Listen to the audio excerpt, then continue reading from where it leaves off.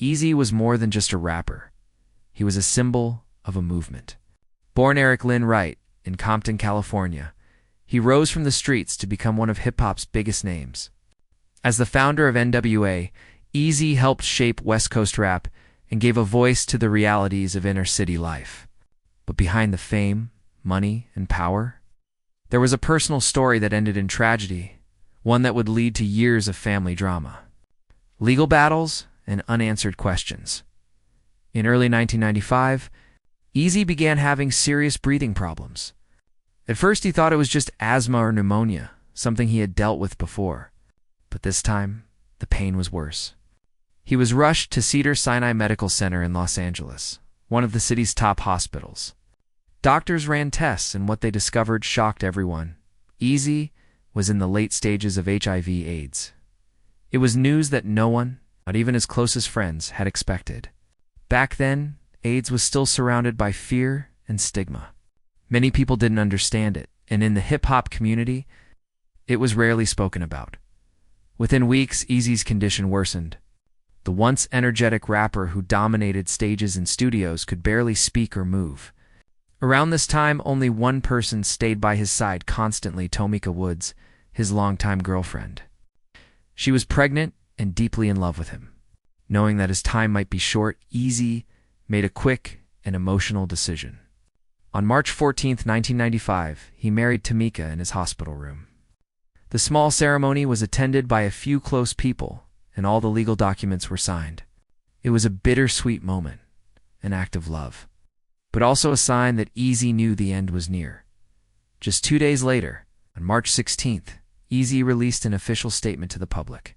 In it, he admitted that he had contracted HIV, and he used the opportunity to warn others about living recklessly.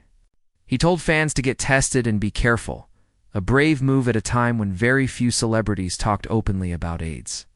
The next day, he held a press conference in Hollywood to confirm the diagnosis in front of reporters and cameras.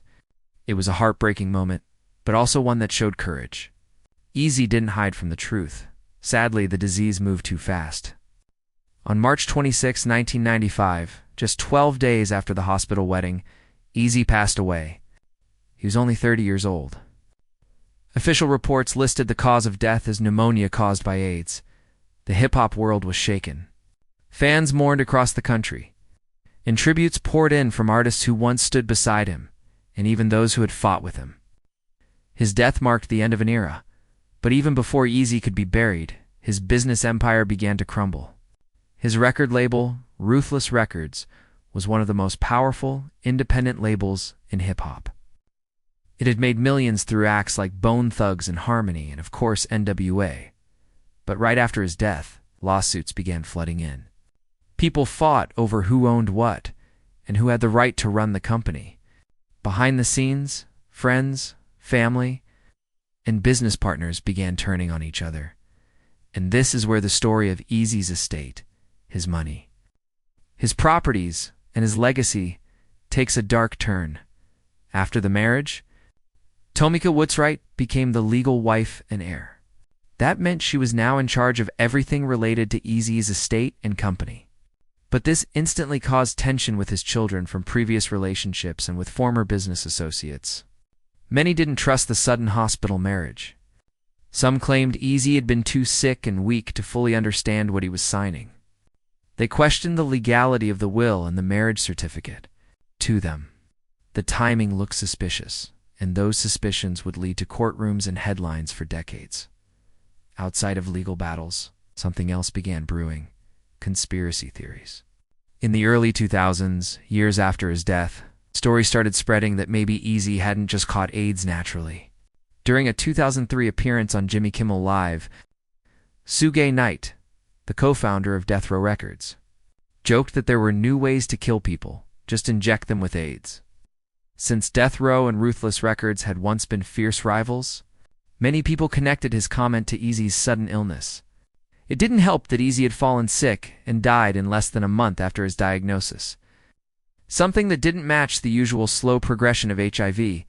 Medical experts quickly dismissed the theory, saying AIDS takes years to develop. Still, the rumor stuck. Fans debated online, documentaries explored the idea. And the mystery death of Eazy became a legend in itself. In 2021, his daughter N.W.A released a documentary titled The Mysterious Death of Eazy. The show reignited public interest, bringing in witnesses, journalists, and family members to speak about what really happened. N.W.A openly said, "I've never fully believed the official story." Her words echoed what many fans had wondered for years. Was there more to Eazy's death than what was reported? No one has ever proven anything suspicious. But the fact that so many close to him still have doubts shows how complicated this story really is. Eazy's last days were filled with pain, love, confusion, and mystery. His passing left behind a void, not only in music, but also in a family that would soon find itself in a long war over everything he built. The moment Eazy passed away, his empire began to shake. Ruthless Records, once worth tens of millions of dollars, suddenly had no clear leader. Within just one day of his death, lawsuits started flying. On March 27, 1995, Mike Klein, the business director of Ruthless Records, filed a lawsuit in Los Angeles court. He claimed he owned 50% of the company and that Eazy had agreed to share ownership with him. Klein also questioned the hospital marriage between Eazy and Tamika, suggesting that if the marriage was invalid, then Tamika's inheritance should be reconsidered. This was the first of many legal challenges. The media jumped on the story. The Los Angeles Times, UPI, and the Washington Post all reported that Ruthless Records had become trapped in chaos. Some described the company as paralyzed, unable to move forward until courts decided who actually controlled it. Without Eazy's leadership, Ruthless had no direction. By June 1995, judges had to approve a temporary plan just to keep the business running so it wouldn't lose everything. Amid the confusion, Tamika Woodswright took control. She cited the hospital marriage and Eazy's will to prove she was the rightful owner. She also created her own company, Comptown Records, through which she managed all Ruthless assets. That move allowed her to officially become the head of Eazy's empire. But it also fueled anger among others in the Wright family. Eazy had children from multiple relationships, and many of them felt shut out of the business and money their father left behind. From 1995 to 1997, Ruthless tried to survive. The label still had Bone Thugs-n-Harmony, who released several successful albums, but it never regained the power it once had. Other big names like Dr. Dre and DJ Yella had already left years earlier. Without Eazy's business sense and street credibility, Ruthless began to fade. Its revenue dropped and its influence in the industry weakened. By the late 1990s, Ruthless was no longer the giant that had once rivaled Death Row. Then came the estate battle. The question everyone wanted answered: how much was Eazy really worth? Reports varied widely. Some said his net worth was $8 million, others said $30 million. Wow. And some claimed as high as $50 million. But no one knew for sure because there was no clear financial record. This lack of transparency created tension that lasted decades. At the heart of everything were two documents, Eazy's will and his trust papers. Both were signed while he was in the hospital. Family members argued that Eazy was too sick and not mentally capable of making such serious decisions. His son Lil Eazy said in an interview years later that the will was manipulated and that the children were not given a fair inheritance. His daughter N.W.A echoed the same belief in her 2021 documentary, saying her father was not lucid when he signed it. Legal experts have pointed out that wills made under poor health conditions are always carefully examined by courts. But even with all the questions, no one ever found solid proof of fraud. So, legally, Tamika remained the heir. Meanwhile, the mansion Eazy had owned in Calabasas, California, a symbol of his success, became a new chapter of tragedy. In the early 1990s, this home had been known as Eazy's Playhouse, a gathering place for friends, parties, and music industry figures. But years after his death, things took a bad turn. In 2012, reports came out that the mansion had been foreclosed because of an unpaid $3.4 million loan. TMZ and the Huffington Post covered the story, describing it as the collapse of the legendary playhouse. Property was auctioned off for about $2.2 million, a far cry from its glory days for fans. It wasn't just a house being lost, it was a piece of history. Online forums filled with messages of sadness and anger. Many felt it showed how poorly Eazy's legacy was being managed. Tamika never publicly explained the reasons behind the foreclosure, and her silence only added to the mystery. By now, Eazy's story wasn't just about a death. It was about a legacy slipping through cracks, legal cracks, family cracks, and emotional cracks. As years passed, Eazy's children grew up. They loved their father and wanted to protect his name. But the divide between them and Tamika kept growing. Each side claimed to be defending Eazy's legacy, but they were fighting each other in court instead of celebrating his memory. By the 2010s, Eazy's name was still powerful in hip-hop.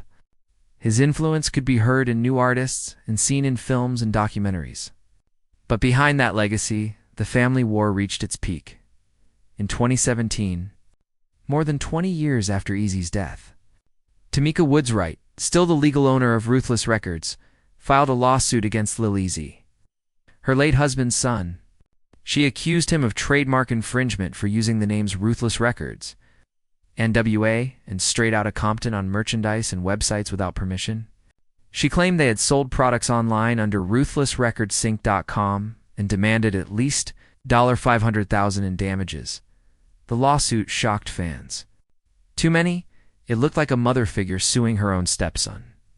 The story hit major outlets like Rolling Stone and Billboard, who described it as a family tragedy disguised as a business dispute.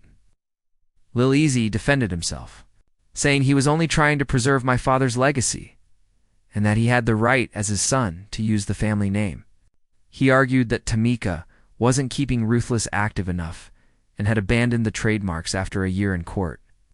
The judge ruled mostly in Tamika's favor. The decision banned Lil Eazy from using the Ruthless Records or N.W.A brand names for commercial purposes. However, he could still perform under his own stage name, Lil Eazy, and reference his father in personal projects. Tamika said the lawsuit was about protecting the brand that she had managed for over 2 decades. But for fans and outsiders, it symbolized something sad, a legacy torn between love and law. Eazy's daughter, N.W.A Wright, also spoke out during this time. In interviews and her documentary, she said that the problem wasn't just about trademarks, it was about control. According to her, Tamika had complete control over everything related to Eazy's estate, leaving the rest of the family with little say. She called for a re-examination of the will and the division of assets. The more people spoke, the more complicated the story became. On one hand, Tamika had the legal paperwork. On the other, Eazy's children had the emotional right, the desire to protect their father's memory and keep his name alive. Then, in 2015, a major movie brought Eazy back into the spotlight, Straight Outta Compton. The film told the story of N.W.A and its rise from the streets of Compton to global fame. It became a box office hit, earning more than $200 million worldwide. The success brought a wave of attention and money back to Eazy-E's brand. His music streams surged, N.W.A albums sold again, and Ruthless Records' old catalog began earning millions in royalties. But the money also reignited the same old arguments who should benefit from this revival. The legal rights stayed with Tamika, but the emotional ownership was shared by the children and fans who had kept his memory alive for years. Despite everything, the lawsuits, the rumors, the heartbreak, Eazy-E's music never disappeared. His influence stayed strong across generations. Rappers like Kendrick Lamar, The Game, and Ice Cube himself continued to mention him in songs and interviews, calling him the Godfather of Gangsta Rap. Then, nearly 30 years after his death, Eazy finally received the honor he deserved.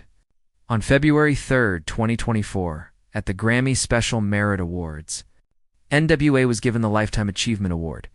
The ceremony brought together members like Ice Cube, MC Ren, DJ Yella, and Eazy's own family, including his mother.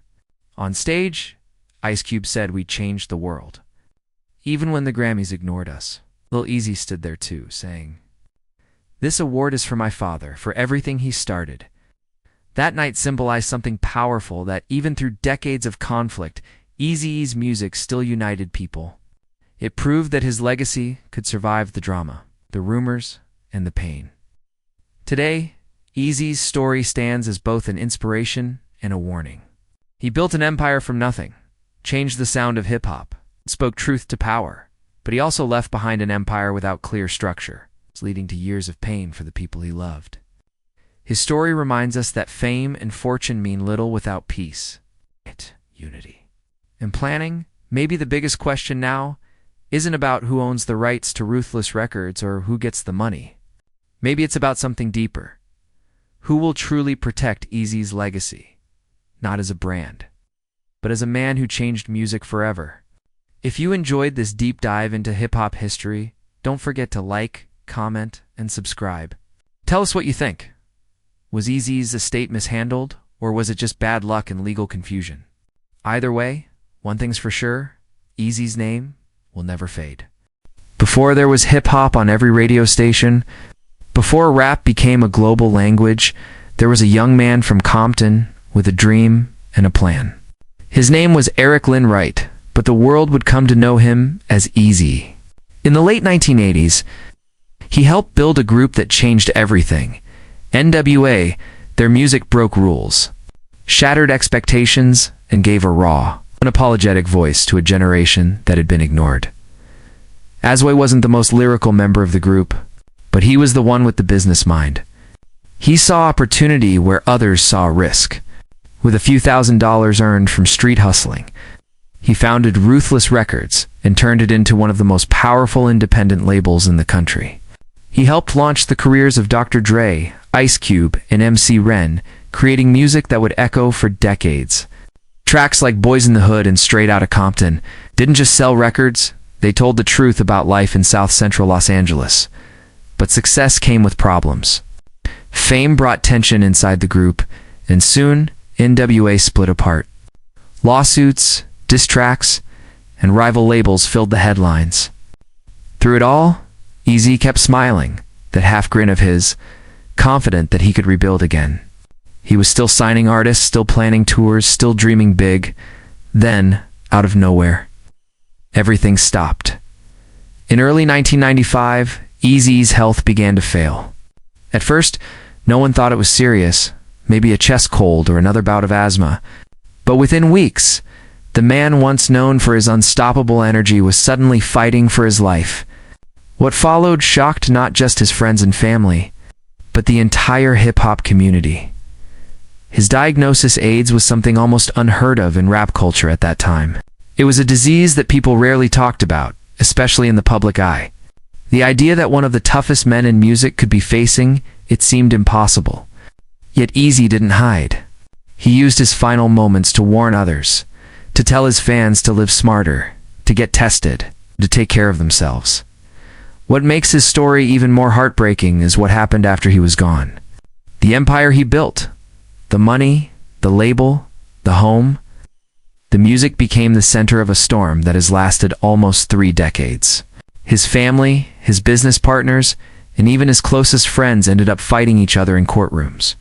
The mansion that once hosted wild parties was later sold at auction. The record label that once ruled the charts fell into confusion and decline. And the people who loved him most were torn apart by grief, suspicion, mistrust. This is not just the story of a rapper's death. It's the story of what happens when fame, money, and legacy collide. It's about how a lack of preparation can turn success into chaos, and how even after death a person's name can be used, defended, or fought over like treasure. So today we're going to look at what really happened to Eazy's estate, the love, the lawsuits, the lost mansion, and the ongoing struggle for control of his legacy. Because behind every rumor and every legal document lies a much deeper question. How does a legend truly rest in peace when the world refuses to let go?